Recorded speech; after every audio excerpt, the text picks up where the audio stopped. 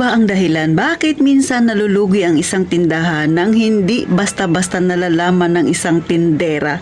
O kaya naman napansin niya pagka nag-check siya, nag-inventory siya, abay malaki ng halaga ang nawawala sa kanya. Ano nga ba ang dahilan, mga kasari? Kaya kung gusto mo at interesado ka sa ganitong usapin, ganitong usapan, yan ang ating pagchichismisan. Pero bago tayo mag-umpisa, huwag mong kalimutan mag-subscribe ka na sa Palaway Niyang Tindera. Paki-like na rin ang aking video kung may natutunan kang kaunti sa aking ichichismis ngayong araw na ito. At ito na, umpisa na natin ang masaya nating chismis. Magandang hapon sa inyong lahat, mga kasari-sari. Sa mga bago pa lang sa aking channel, ako ang inyong Palaway Niyang Tindera. At syempre, gaya ng nauna kong nasabi, no, ilan sa mga kadahilanan bakit kahit nag-ano ka kagaling, sa totoo lang, magdala ng iyong tindahan, mga kasari. Pero minsan, may mga bagay tayo na ginagawa na hindi natin napapansin. Bakit nalulugi ang ating tindahan? Hindi lang basta lugi, talagang malaking pagkakalugi. Nang hindi mo naman inaasahan. Minsan naisip ko, okay naman yung benta ko. Bakit ganito ang nangyayari at titintin? Eto, pansinin mong maigi, mga kasari. Number 1 dyan, kaya ka nalulugi, hindi dahil hindi ka marunong magpatakbo ng iyong tindahan, kundi maawain ka lang. Sinong mga may pusong mamon dyan? Masyado, mga kasari. So, alam nyo na ibig sabihin na titintin.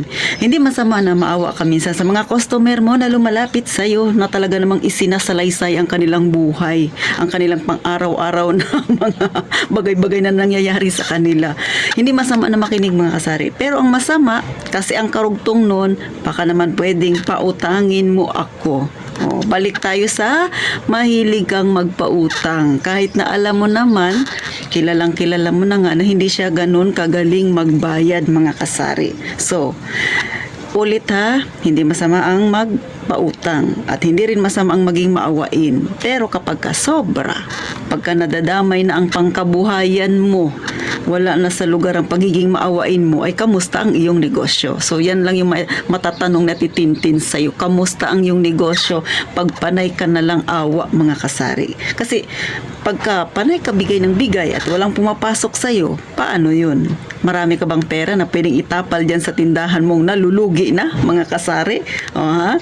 Number 2, mga kasari. Ito ha, talamak talaga itong nangyayari.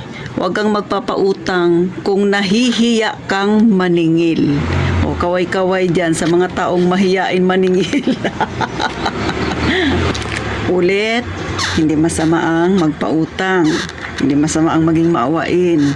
Pero kung hindi ka naman marunong din maningil, ba't ka magpapautang, mga kasari? So maraming ganyan, kabilang sa titintin dyan.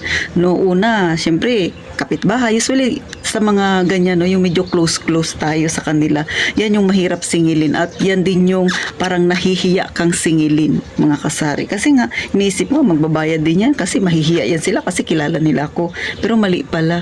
Minsan kung sino yung malapit sa atin, yun yung napakakunat magbayad kasi umaasa sila na, okay lang yan, naiintindihan kasi nila ako. Total naman, ka-close ko naman yan sila. Kumusta ang tindahan mo, kasari, pagka ganyan ng ganyan palagi? Kaway-kaway sa mga nakakaranas niyan, mga kasari. Kaya, mas mainam, huwag magpapautang kung hindi ka marunong maningil. At kahit pa marunong kang maningil, kung yan pautangin mo, hindi naman marunong magbayad, no, big no, talaga, mga kasari. At syempre, panghuli, pangatlo, mga kasari. Ito yung masyado kang tiwala sa kanila. Masyado mo kasing binibigyan ng exemption yung mga nangungutang sa'yo. O kaya ikaw mismo pinapaniwala mo yung sarili mo. Okay lang yan, mangutang sila sa akin at tititin kahit matagal nila akong bayaran. Kasi at least meron naman akong inaantay. Yan ang akala mo. Alam mo ba pag kayong papautang ka tapos matagal yung pera mo bumalik, di ba malaking kawalan din yan, nakapending. Kaya nga pansinin mo yung mga in-check. Di bali ng konti yung kanilang tinutubo sa kanilang item, basta tuloy-tuloy, o di ba, dire-diretso, malaki din yan pag naipon mga kasari. So, ganun sila. Tayo, gusto natin kasi isang pagtinda, isang bagsakan, bultuhan, malaki kaagad ang kitain mga kasari. Well, hindi naman yan masama. Pero yung masaklap kasi, yung umaasa ka kasi na babayaran ka kanya. Ikaw mismo rin may-ari, may kasalanan minsan, ba't nagkakaganyan yung iyong maliit na negosyo? Kaya kung gusto mong maging magaling na negosyo, maging matalino ka. Piliin mong maigi yung pauutangin mo kung sakaling hindi maiiwasan. At syempre, yung mga tatlo na yan, dapat isipin mo yan, no, mga kasari. Huwag masyadong maawain, huwag manghiya maningil kung nagpapautang ka, at syempre huwag mong paniwala yung sarili mo na okay lang yan mga kasari, o okay lang yan at tinapautangin ko sila kahit matagal nila kung bayaran, magbabayad naman. Huwag ganun. Ikaw mismo kinukumbinsi mo yung sarili mo na okay lang, o kasalanan mo rin yan. Mas mainam na kahit konti yung iyong kita, pero kung tuloy-tuloy, mas mabilis mo pa rin mapapalago ang iyong tindahan. Ito simpleng kwentuhan lang mga kasari, pero real talk ito. Sa lahat ng mga nakakaranas ng ganito na hindi inyo napapansin mga kasari, baka yan yung nagiging dahilan. Imbis na tumubo ka, imbis na mabayaran mo yung mga bayarin mo nang hindi kailangan ng matagal, katulad ng diba, tubig, ilaw, diba on time ka dapat magbayad, kasi pag hindi ka on time magbayad, may interest yan. Ganon mga kasari. Kung yung mga yan malalaking kumpanya na nga yan, pag nadidelay tayo magbayad, diba, may interest nga, tayo pa kaya.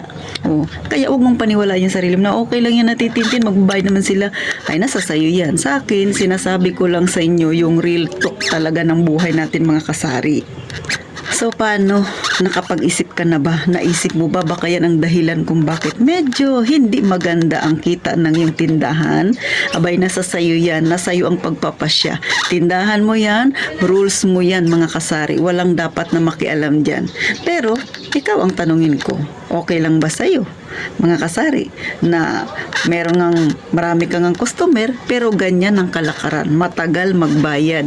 O kaya naman, mga kasari, ikaw mismo tindera, hiyang-hiya kang singilin sila. So, kayo nang humusga, si Ate Tintin. Abay, pinapakita ko lang sa inyo yung ilan sa mga nagiging dahilan bakit nalulugi ang isang tindahan. Yung iba naman talagang tuluyan ng nagsasara. Hanggang dito na lang ang inyong palawan, yung tindera mga kasari. At syempre, gaya nga ng palagi kung sinasabi, mag-iingat tayong palagi, mga kasari.